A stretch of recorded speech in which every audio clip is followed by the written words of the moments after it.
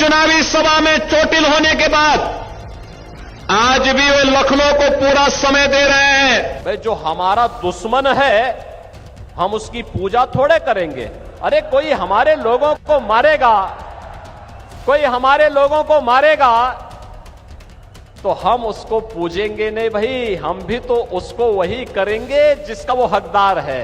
मैं कांग्रेसियों से कहता हूं, भाई आपको मौका है, आप भी इटली में एक राम मंदिर का निर्माण करा दीजिए। नमस्कार, आप देख रहे हैं उत्तर प्रदेश टाइम्स और मैं हूं आपके साथ ज्योति यादव। लोकसभा चुनाव 2024 के लिए 5वें चरण का चुनाव 20 मई को है। इसके लिए 18 मई शनिवार की शाम को ही प्रचार का दौर थम गया। ये चुनाव उत्तर प्रदेश के लिहाजे से काफी दिलचस्प हो गया है। बात यह है कि चाहे वेस्ट यूपी हो या फिर पूर्वांचल, रुहेलखंड हो या फिर बुंदेलखंड, योगी आदित्यनाथ हर जगह प्रत्याशियों के लिए खड़े दिखे। जी हां, इस चरण में उत्तर प्रदेश की कुल 14 सीटों पर चुनाव होना है और इन सभी सीटों पर कमल खिलाने का संकल्प लिए योगी आदित्यनाथ चिलचिलाती धूप और 45 डिग्री तापमान में भी आम जन के बीच पहुंचते रहे और वही मौसम की परवाह किए बिना योगी आदित्यनाथ की रैलियों में जबरदस्त भीड़ भी उमड़ती दिखी। आम जन का यहाँ प्यार स्नेह देखकर योगी आदित्यनाथ भी यूपी वासियों के विश्वास के प्रति आभारी रहे। पूरे देश के अंदर एक ही भाव सर्वत्र दिखाई दे रहा है और वह है कि फिर एक बार, थोड़ा आजमगढ़ की भाषा में बोलो जोर से, फिर एक बार।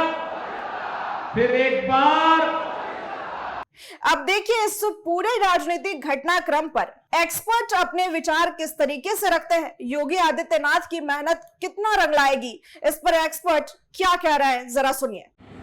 इस बात को मानने में किसी को कोई संदेह नहीं होना चाहिए कि लोकसभा चुनाव 2024 में भारतीय जनता पार्टी की तरफ से जितनी मेहनत मोदी जी ने की है, इतनी ही मेहनत योगी आदित्यनाथ ने की है और उनके ज़बरदस्त हर जगह कार्यक्रम लगे हैं। पश्चिम उत्तर प्रदेश में सबसे ज़्यादा अगर कोई आने वाले नेता हैं तो वो योगी आदित्यनाथ हैं।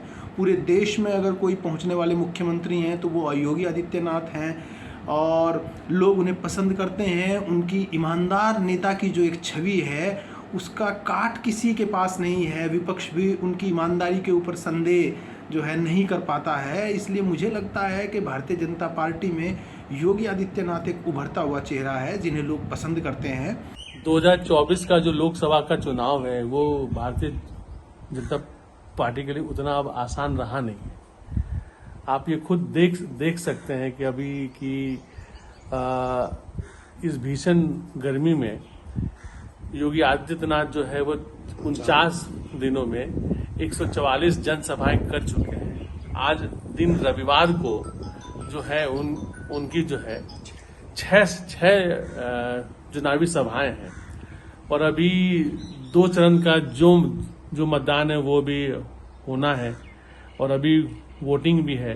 उसमें भी आप भीषण गर्मी में योगी आदित्यनाथ को आप कई जनसभाएं करते हुए, रैली करते हुए आप उनको देखेंगे। 5वें चरण पर निगाह दौड़ाएं तो उत्तर प्रदेश के लिहाज से यह चरण काफी महत्वपूर्ण है। इस चरण में यूपी की सबसे खास सीटों में से एक अयोध्या फैजाबाद लोकसभा सीट में भी चुनाव है। वहीं केवल एक सीट रायबरेली कांग्रेस के पास है, बाकी शेष पर भाजपा का कब्जा है। रायबरेली सीट पर भी कमल खिलाने और शेष पर पिछली बार से बढ़त दिलाने के लिए योगी आदित्यनाथ ने सभी प्रत्याशियों का हाथ थामे रखा। उत्तर प्रदेश के अलावा स्टार प्रचारक योगी आदित्यनाथ अब तक 8 राज्यों में भी चुनाव प्रचार कर चुके हैं। योगी आदित्यनाथ 49 दिन के भीतर लोकसभा चुनाव 2024 के लिए 144 कार्यक्रम कर चुके हैं।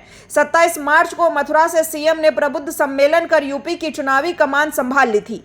27 मार्च से 18 मई तक कुल 49 दिन सीएम मैदान में उतरे रहे। इनमें 111 जनसभा कर कर्मयोगी के रूप में बनी अपनी पहचान को एक बार फिर से सार्थकता प्रदान की।